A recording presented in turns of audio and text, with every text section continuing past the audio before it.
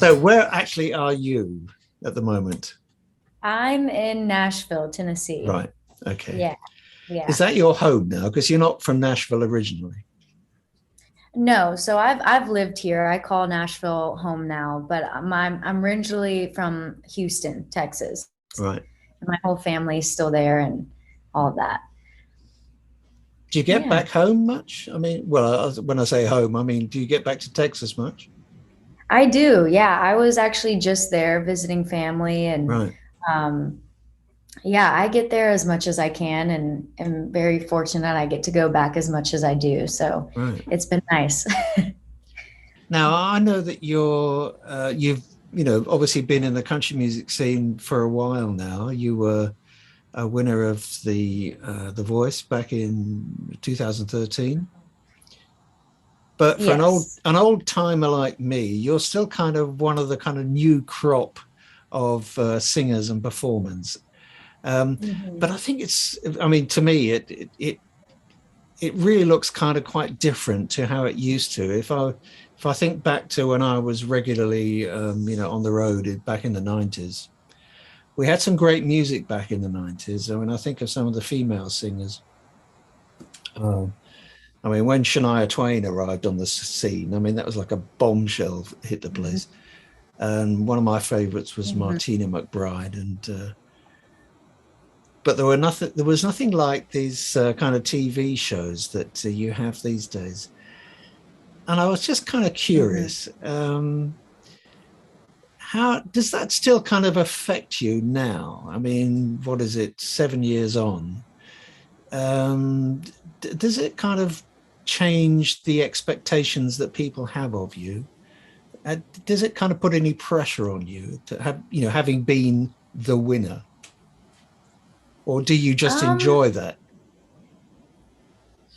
it's a little bit of both. I definitely enjoy the journey and where it has taken me and that title.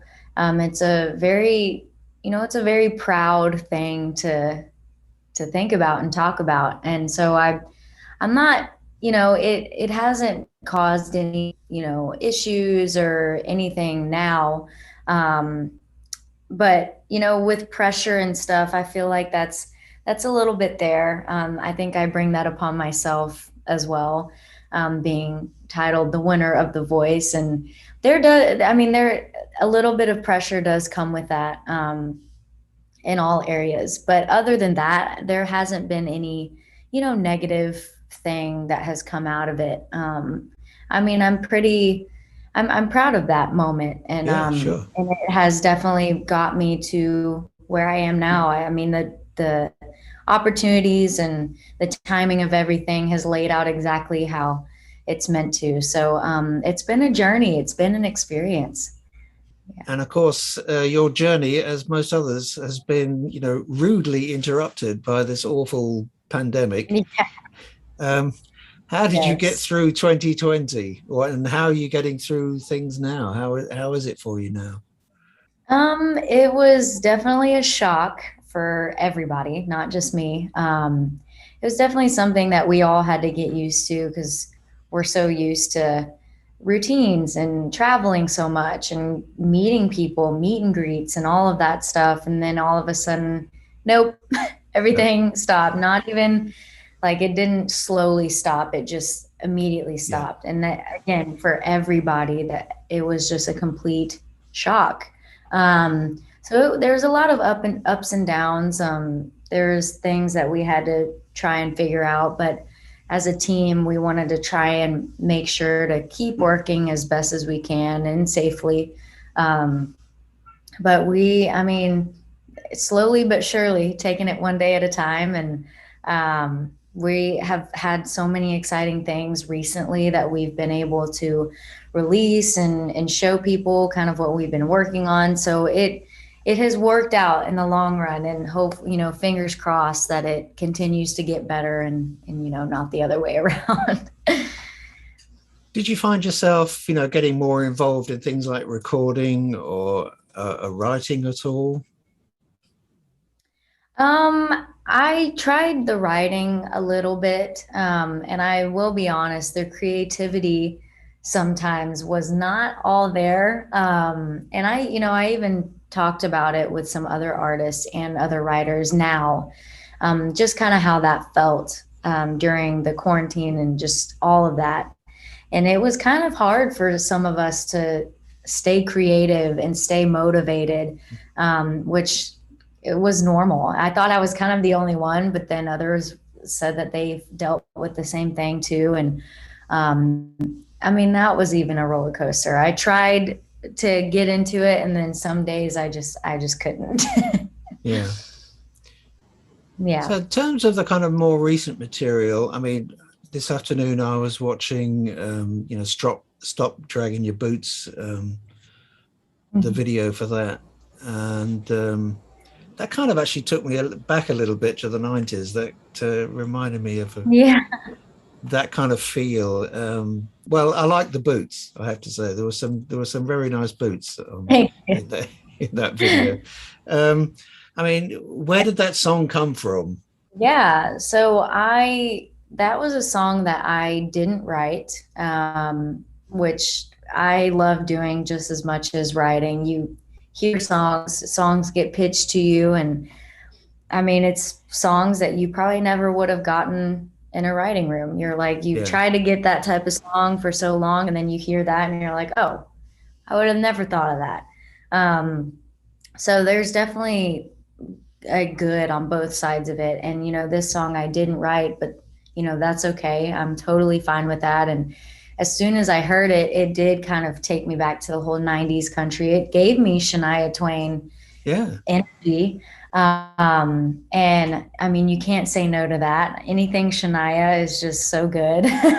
And it just was so fun and so uplifting. And it was time that I had that type of song, because I'm usually the more slower ballad type of artist. But, this song was super fun. It had so much potential to do so many things. And we did just that. We, the music video, we made a dance and we just went all out, because the song itself is super fun and light energy like that. So yeah, I was very excited about this song and getting the song, and we went full force with it. And it's been super fun to finally show everybody and show the video and continue to do stuff with this song. I think it's very exciting, and I'm very proud of it. It's one thing when your own song gets stuck in your head. Yeah, right. That's a good time. Yeah. Is there a favorite recording? Is there a favorite song of yours that you really enjoy listening back to? Do you have a favorite? I have two favorites from my last record. From The Voice on, all those songs right after The Voice was definitely, I was evolving into who I am now. And they definitely sound a lot younger. And some of it I really couldn't relate to as much as I did, in the last few years.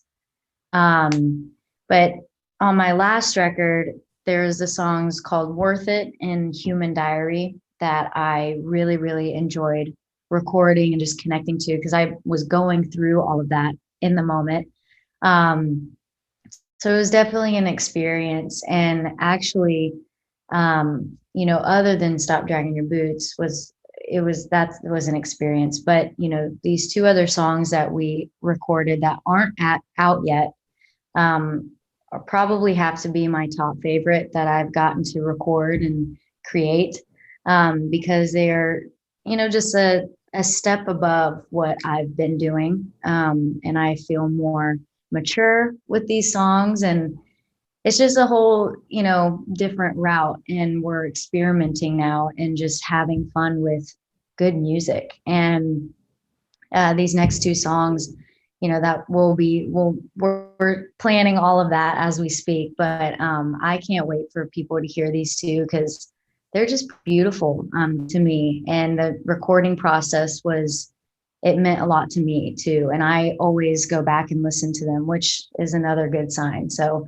I've had a lot of favorites. These songs become like your babies. Yeah. So it's hard to choose, specifics, but yeah, it's definitely an experience every single time. If there was any place in the world where you could play, where would it be and why? Oh man.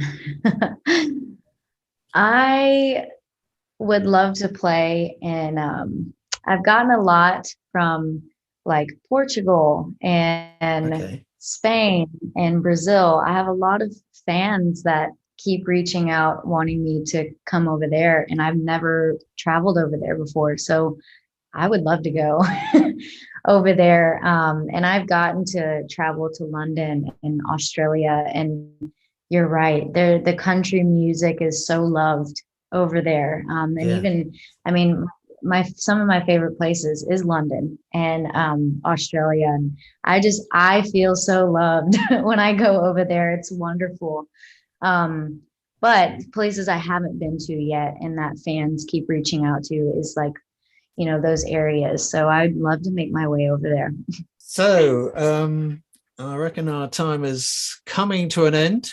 So I'm going to Yeah, say, that Daniela, thank you very much. This is Country Music News International. My name's Nigel Sharpe. I've been talking to Danielle Bradbery way over there in Nashville, and I'm near Frankfurt in Germany. So through the wonders of modern technology and one little cat, we've had a very nice little chat. So I'm going to wish you well and say goodbye from me. Thank you. Yeah.